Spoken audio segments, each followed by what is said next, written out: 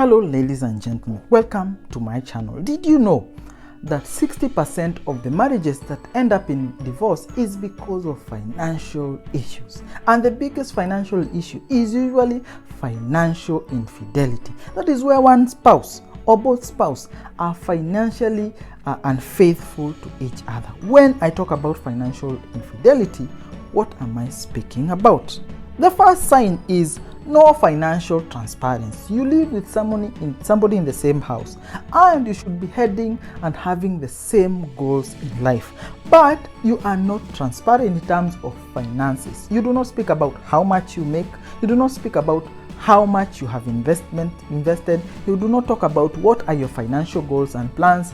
And as regards to finances, you are two separate entities. So that is one sign of financial infidelity. Of course, the other sign is no financial accountability. I'm not saying that somebody should be accountable to every single shilling that they have and they own, but by and large, at least your spouse and you yourself should be accountable enough to know where every single shilling is going, because unless you're able to budget, unless you're able to track all your money, you will actually lose your money because of using it in a way that may not be prudent. And one of the easiest way to be able to safeguard and protect yourself from this is to have financial accountability. But in financial infidelity, financial accountability is actually lacking.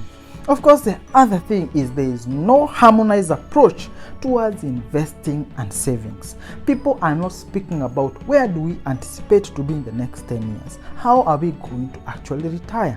How are we going to handle our finances when we are no longer able to work, or we are faced with a situation of joblessness or such other things? They do not talk about such things as regards to their finances, and in all accounts and purposes, they are actually people who do not even know how they will be able to handle a financial emergency. Of course, financial fidelity causing more than 60% of the divorces in and around the world is of course a major issue, and is always a sign of a dysfunctional marriage. Because how can you be one in the same house, living in the same house, raising the same children, but be two different people as regards to your finances? Of course, how do you handle these things, and how do you prevent financial infidelity, and how do you prevent having issues as regards to your finances? Of course, the easiest way is to talk about the way forward and have a squared out approach on the expectations that all of you have, on the desires that all of you have, but having a way forward in terms of communicate. Communication is the easiest cure to any dysfunctionality in a marriage or any other relationship, even as regards to work. So have a clear communication plan and a way forward, and be truthful about it, be naked about it, be vulnerable about it. Let no topic as regards to finances be out of the question. Talk about everything. Of course, the other thing is to set plans and budgets. Have plans and budgets on what you plan to do, on where you plan to invest, on the people that you plan to support, every single thing as regards to plans and budgets. And have the practice of sitting down and checking where are we going in terms of our finances. Are we on the same path? Are we doing the things that we plan to actually do? And where are we as regards to our finances?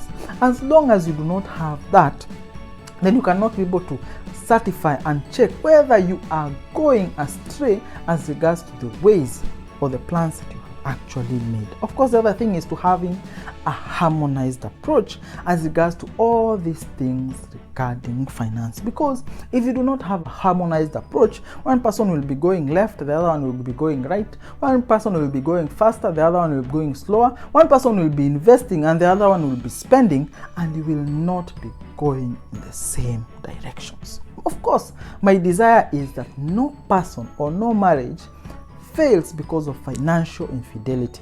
Because the question will be, why would money, why would things that are not attached to your body be the kind of things that will cause your marriage to actually fail? Why would you give somebody your heart yet cannot be able to share your financial journey together. Again, because marriage as a journey is more fulfilling when you are going together. And when you go together as regards to your finances, then you are able to actually go together the extra mile and be able to enjoy your marriage. Because finances, life cannot exist without being financed in one way or the other. Again, as regards to finances, this is the only way that you're able to have such decisions as regards to your family and your finances. Do we, for example, do we stop or halt one career as we take care of the children? Do we pursue this option that may take us out of the country? Do we pursue this option that may mean that one person works a little bit hard and has no time for family? Do we take this job that is a lot more challenging and with a lot more travel? You cannot have such conversations if financial infidelity is plaguing your marriage. I hope that you are learning, you are growing, and remember to send this article to your significant other, because this is something that should help you together, not as a single person without the other person actually being on the same page. I hope that you are learning, you are growing, and you're becoming better in your finances. So thank you and enjoy your